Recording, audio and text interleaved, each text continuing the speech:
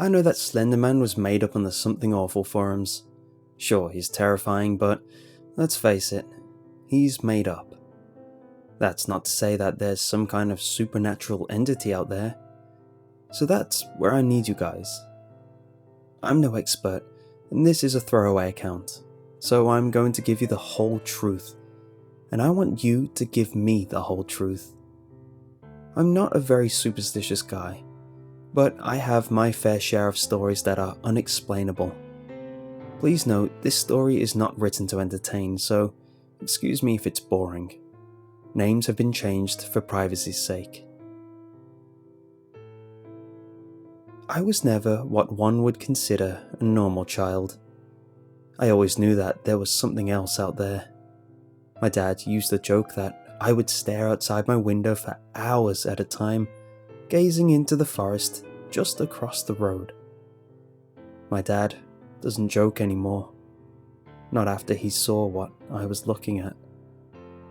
We lived in the same house my whole life, a small, cozy home with 2 stories and 4 bedrooms.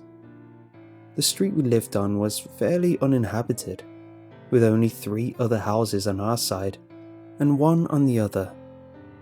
The other side of the street, minus the 1 house that was built there, was completely empty and covered in dense, thick woods that went on for miles. One of my few friends used to go hiking in those woods for days. No one ever goes hiking there anymore. Anyways, I grew up in a fairly normal environment. I attended the local elementary, middle and high school. We had so few students that even public school was kindergarten through 12th grade. I never had many friends in my younger years, but one boy, Tom, has been my best friend since 2nd grade. I was a strange child. The teachers would send reports home with me to my parents about how instead of playing with the other kids, I would just stare off across the playground into the woods that surrounded us. One day, my 2nd grade teacher decided to investigate what exactly it was I was looking at. "William, what is it that you see?" she asked in a playful voice. I looked at her with a perfectly straight face and said, "The big man, Mrs. Kelly. Don't you think he's interesting?" "Is the big man your friend?" she asked, naturally assuming that I was just imagining a friend since I had none at the time. I heard another voice behind me. "I see him too, William. I've already asked. He says adults can't see him." I turned to see who this voice of reason was, and lo and behold, met my best friend for the next 16 years. "Who are you?" "My name's Tom. I live near you. I've seen you outside before. You can see the tall man too." "Boys, why didn't you go off and play with each other? Tall man can wait until you get home," Mrs. Kelly said. We both nodded and ran off to swing on the swing set. I was taken aback. I always thought that I would be alone. But I liked Tom. He seemed like the kind of boy that I could be good friends with. Little did I know that my life would be in his hands in a short amount of time. After Tom and I started hanging out, I saw less and less of Big Man. I remember one day, I didn't see him at all on the playground. I ran up to the edge of the fence to call out and see where he went. As I opened my mouth to scream, "Big man, where are you?" I felt a hand slide over my mouth. It was Tom. His eyes were wide with fear. "Shh! What are you doing, Will? He will get upset if you draw attention to him. Let's go play kickball." I nodded my head in agreement, and that was the last time I thought of the big, tall man for 4 years. Tom and I became very close, spending every day together in and out of school. He shared the same interests, the same ideas, and even the same dislikes. everything had gone smoothly, up until the summer after my 6th grade year in the heat of July, when Big Man paid me an up-close and personal visit, along with death itself. During July of my 6th grade year, Tom's parents suggested we go camp out in their backyard. It turns out his house was the one on the other side of the street, surrounded by the woods. I distinctly remember how beautiful it was that time of year.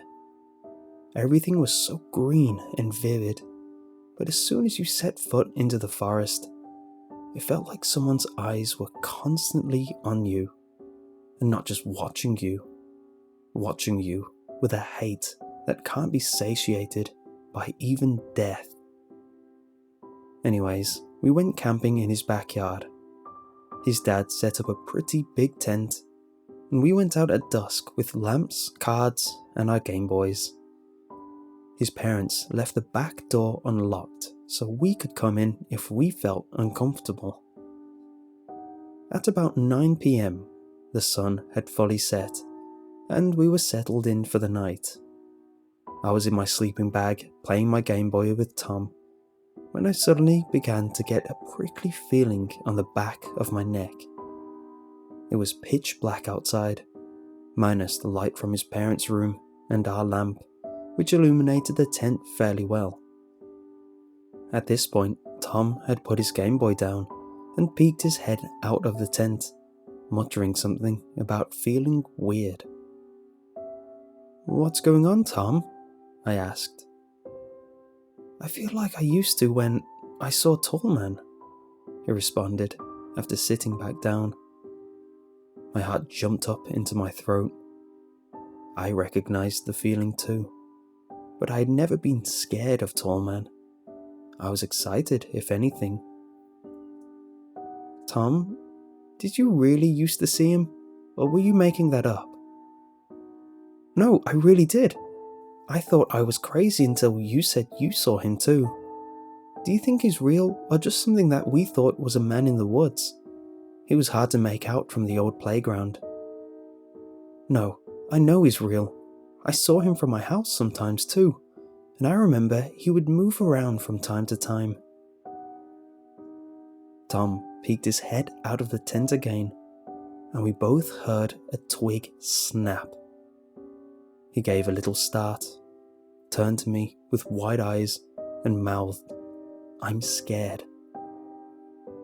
To tell you the truth, I was utterly terrified now at the prospect of running into Tall Man in the dark, up close and personal, but I was determined not to show it.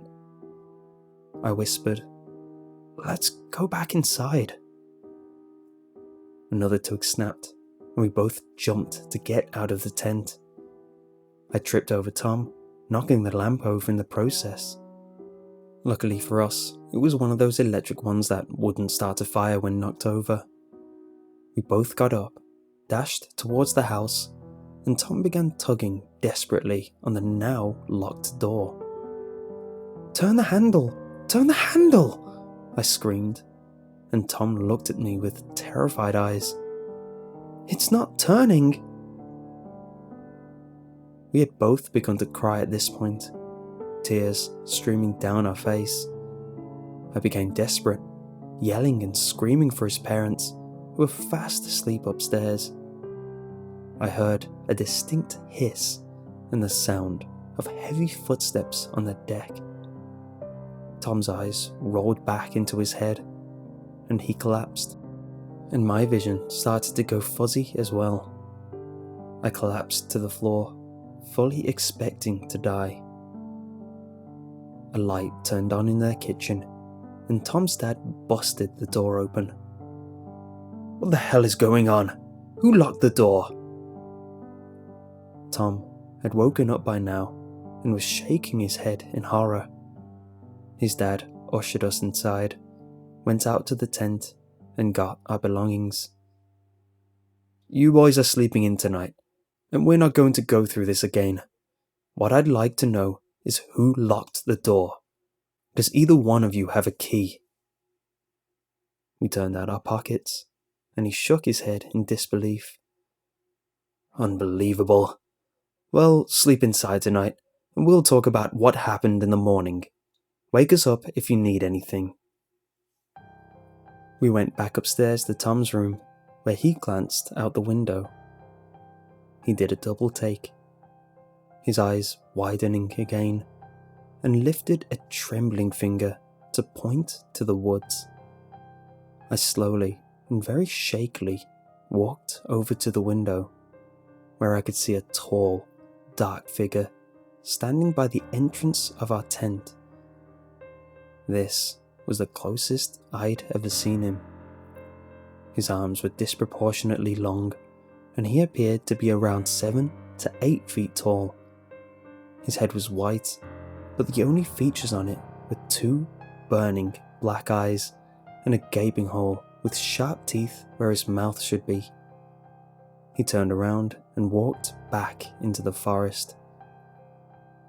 Tom and I barely slept that night, but we agreed not to talk about it in case the parents didn't believe us and would forbid us from being together for fear that we were influencing each other in a bad way. We told his parents that we had just scared ourselves telling stories and that we heard an animal in the woods and freaked out. They laughed and bought it, and life moved on. Tom and I spent all of our time together, and during our 8th grade year, we had taken to exploring the woods at dusk, looking for scares. I thought I saw Big Man a few times, and we would run after him, but it turned out to be a deer or a garbage bag tied to a tree. We didn't have any close encounters until we decided to sneak out of his house at night and go to our usual clearing in the forest around 11 p.m. Evidently, we had forgot what true terror was, because we spent all our time that day telling scary stories and looking for ways to scare ourselves. When nightfall came and his parents went to sleep, we snuck out of the back door with flashlights and Polaroid cameras. We stepped into the forest, and I almost immediately felt the prickling on the back of my neck. I kept turning around, expecting to see someone following us or an animal stalking us. We reached our usual clearing after about 15 minutes and sat down with our flashlights off, back to back. We agreed not to say a word until we saw something, which actually didn't take too long. I was looking around, panning my head in both directions, really concentrating on the blackest areas of the forest. I looked left, then back right, then back left, then back right. I was scanning to the left again, when I saw a white oval that wasn't there before. Goosebumps ran up my arms and my hair stood on end. I nudged Tom with my elbow. "Tom, he's here. Holy crap, he's right there."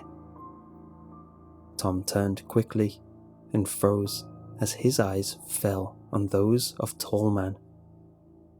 It appeared for a second as though the white face was widening, and then I heard the gentle crunch of leaves on the forest floor. "Will, he's coming closer. Oh my god, I'm scared." At this point, we had both stood up, holding on to each other from fright. I was slowly edging backwards as the eyes came closer, and the Tall Man broke into a gently lit clearing. His arms were nearly dragging on the floor, and his mouth slowly widened, displaying rows upon rows of chipped, ugly, rotting teeth. "Run!" I screamed, and we bolted. I kept my eyes down, running almost blindly through the forest. I couldn't figure out what was louder, the crunching of the autumn leaves under my feet, or the pounding of my heart in my ears. Branches and twigs ripped my clothes and left small cuts on my face and hands, but I didn't care. Cuts were a small price to pay compared to the alternative, whatever that may be. I distinctly remember wondering why we were running from a creature that never once tried to hurt either of us, but a short glance behind me told me why. His arms were outstretched as he was ploughing through the underbrush, mouth open. I swear I saw tentacles of darkness seeping from his mouth, but it was such a blur that I can't say for sure. Eventually, I reached the edge of the forest with Tom shortly behind me and broke through into his backyard. As soon as we set foot on his deck, I heard an inhuman scream, a screech that sounded like the screams of the damned from hell itself. I turned around as quickly as I dared, and there he was. His white face was barely visible behind the tree which he was standing, but the evil radiating off of him was unmistakable. He stopped at the edge of the forest, just standing there, staring at us. Tom unlocked his door and we stumbled inside, taking one last glance behind us. He was gone. We walked through the forest the next day, discussing what happened. I was barely able to stand, going through where I had to run for my life the previous night. But we found 2 pictures that one of us had evidently snapped while running. I looked for them to upload, but one of them is of Tom's backside. The other is of 2 long, thin black legs mid-strife. If I remember correctly, you can see part of his arm in the upper right-hand corner of the picture.